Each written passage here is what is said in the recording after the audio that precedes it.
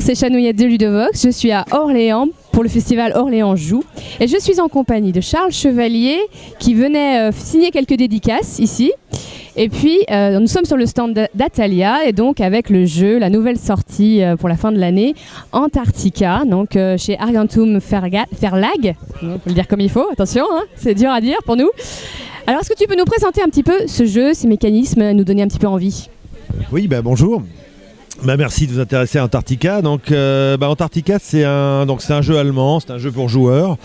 C'est pas forcément compliqué d'y jouer, mais par contre, il y a un arbre des possibles qui fait que le jeu va forcément intéresser les joueurs et un peu moins les familles parce que ça devient assez vite, au bout de quelques tours, très compliqué de prévoir tout ce qui peut se passer. Donc, Antarctica, en fait, c'est le thème, justement, c'est quelque chose qui me tient à cœur, c'est le réchauffement de la planète. Et en fait, on sait qu'il y a un traité sur l'Antarctique qui date de 1959, mais c'est un traité qui a été signé par les puissances polaires de l'époque, donc le Chili, l'Argentine, la Norvège. Et aujourd'hui, on voit qu'il y a des consortiums qui sont plus importants que certains pays. Et donc on se demande jusqu'à quand ça va tenir. Donc, l'idée, c'est de se dire que on va essayer de développer durablement, on va dire, l'Antarctique. Donc il y a le traité, évidemment, ne prévoit que des recherches scientifiques, sauf que on sait bien que scientifique, ça peut être très élastique, on le voit sur les baleines, on le voit sur beaucoup de choses. Donc voilà, donc on a imaginé effectivement que l'Antarctique allait être, on va dire, pris d'assaut par ces consortiums que l'on va jouer. Et par contre, on va essayer justement de développer différents quartiers, différentes zones de l'Antarctique. Et donc il y a une mécanique assez originale qui est le soleil. Alors évidemment là c'est un prototype, donc on est bien d'accord, les couleurs vont être plus rehaussées. Les dessins sont de Denis Lohazen, donc qui est illustrateur très connu de plein de jeux, Terra Mystica, de Marco Polo, etc. Donc Camel Cub, donc, et évidemment Antarctica ici aussi. Tout le matériel va être en 3D, donc il y a de la 3D évidemment en meeple, alors que c'est pas les bons bateaux non plus, il va y avoir ses ressources, il va y avoir des scientifiques, donc évidemment que ceux-là normalement sont les bons.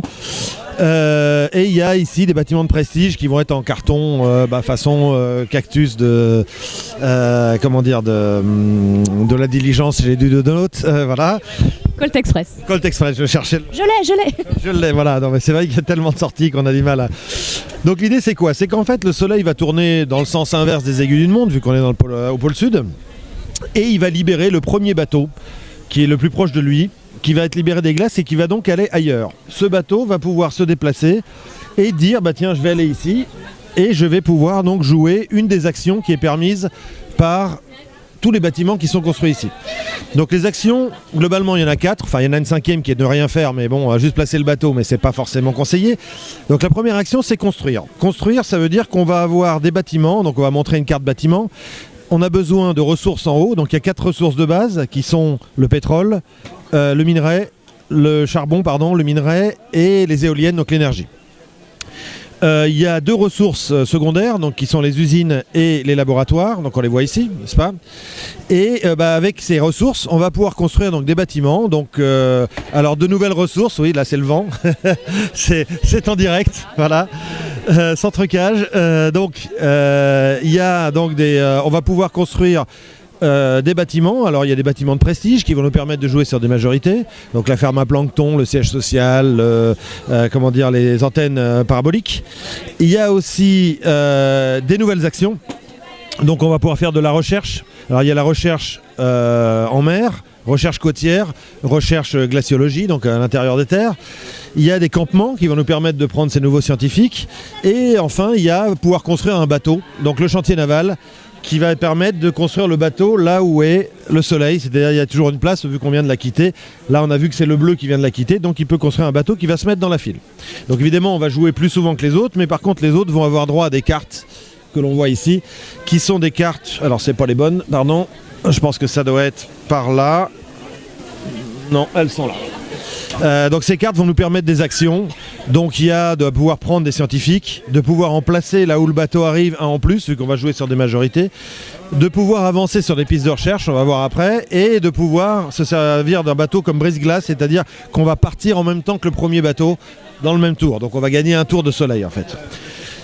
Donc on a vu effectivement, la recherche permet d'avancer sur des pistes. Ces pistes vont nous permettre de déclencher des combos, des actions rouges qui sont des actions pour nous seuls. Donc ça va dire récupérer des scientifiques, récupérer des cartes, avoir un bateau gratuitement, etc., etc. Des cartes particulières qui nous permettent d'avoir des jokers en ressources. Et au contraire, des actions interactives en bleu, c'est le premier qui va passer là, qui va déclencher un mouvement de bateau. Donc ça veut dire que quand on était troisième dans la file, on va se placer sur un quartier où il n'y avait pas d'autres bateaux. On va pouvoir effectivement choisir des cartes actions parmi 4. Évidemment, vu que c'est moi qui les déclenché, je vais choisir en premier. On va pouvoir avancer sur des files mais différentes. Donc si moi j'avance ici, vous ne pourrez pas avancer sur cette recherche-là. Voilà. Et donc, la seconde façon donc, de marquer des points avec les zones, majorité sur les zones, c'est les majorités sur les pistes. Enfin, on l'a vu, il y a des bâtiments de prestige, donc ce sont les télécoms, ce sont les sièges sociaux, ce sont effectivement les usines et les laboratoires. Ceux-ci vont donner lieu à une nouvelle majorité. Et enfin, il y a des ressources que l'on peut choisir de ne pas faire rentrer en jeu. On va les défausser tout simplement au fur et à mesure, ce qui va nous permettre de prendre ici un scientifique, donc pour ne pas bloquer le jeu, et en même temps ça va compter comme une 9e zone ici. Comment on gagne à la fin? C'est très simple. En fait, quand la partie s'arrête, c'est-à-dire soit il n'y a plus de cartes construction, plus de cartes bâtiment, soit un des joueurs a placé tous ses scientifiques sur le plateau, et à partir de ce moment-là, la partie s'arrête net, et on va compter chaque zone, et pour chaque zone, on va compter la majorité. Donc c'est le même comptage pour tous les éléments du jeu, c'est-à-dire que quand on a ici un certain nombre de scientifiques, on va compter tous les bâtiments pour celui qui a la majorité, là en l'occurrence le jaune. On va compter tous les bâtiments, 1, 2, 3, 4, 5, 6, 7, 8, 9, 10, plus 1 point, 11 points pour le jaune. Le second, le bleu, lui ne va compter que 3 points, c'est-à-dire le niveau des scientifiques de celui du dessus. Et voilà, donc ça veut dire que, évidemment, s'il y avait eu ici, le bleu il marquait 3 points, et par exemple le vert qui lui est présent aussi va marquer 2 points pour les scientifiques, et le rouge qui n'est pas présent, il marque 0.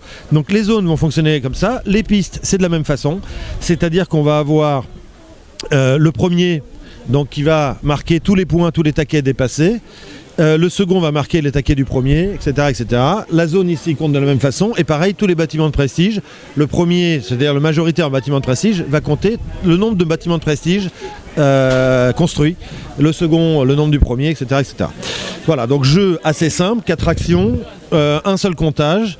Par contre, j'attire un peu votre attention sur le fait que l'ordre du tour justement est défini par le tour du soleil. Donc ça veut dire que quand on place un bateau, c'est non seulement pour pouvoir rejouer tout de suite, ou bien pour pouvoir se servir du pétrole, parce qu'il y en a ici, il n'y en a pas ailleurs, pour pouvoir bloquer une baie, parce qu'on se dit, tiens, les autres pourront plus jouer ici, donc je garde ma majorité.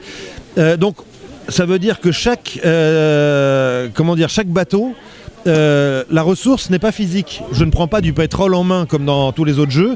Je suis en face du pétrole, donc on considère que pour tous les autres bateaux, je suis capable d'apporter du pétrole. Donc c'est ce fait qu'il n'y ait pas de ressources physiques, cet ordre du tour, les parties toujours différentes évidemment, parce que les bâtiments, on va nous les construire, c'est-à-dire qu'on va choisir nous quelle action on va placer à tel endroit, tel endroit. Et aussi, il y a des actions comme récupérer des scientifiques, avancer sur les pistes, qui vont être démultipliées. À partir du moment où j'arrive avec un bateau, on va dire que je suis jaune ici, je peux prendre un scientifique dans la réserve, dans mon personnel ici. Quand j'arrive, mais j'avais construit avant un bâtiment ici, je pourrais en prendre 2 parce que j'ai 2 meeples sur cette zone. Si évidemment j'ai un deuxième bateau, je pourrais en prendre 3. Si j'avais construit plusieurs scientifiques, et donc il y a un moment où évidemment on va préparer le terrain. Il y en a qui vont construire plus de bateaux pour jouer plus souvent, d'autres qui vont avoir des actions démultipliées. Donc il y a plein de stratégies possibles qui vont nous permettre évidemment de jouer sur les majorités. À la fin de partie, souvent ça se joue sur une majorité, sur une autre, si j'arrive à égaliser. Donc c'est très tendu. Assez rapide, 20 minutes par joueur, et un jeu avec un gros développement. Merci beaucoup pour cette présentation très complète d'Antarctica, c'est super. Du coup, on se rend bien compte de la profondeur du jeu et en même temps de son accessibilité. Donc merci beaucoup Charles Chevalier. On se retrouvera à Essen. Bon, et à Essen pour la sortie du jeu. On vous attend chez Argentum Verlag. Avec plaisir. À bientôt sur Ludovox.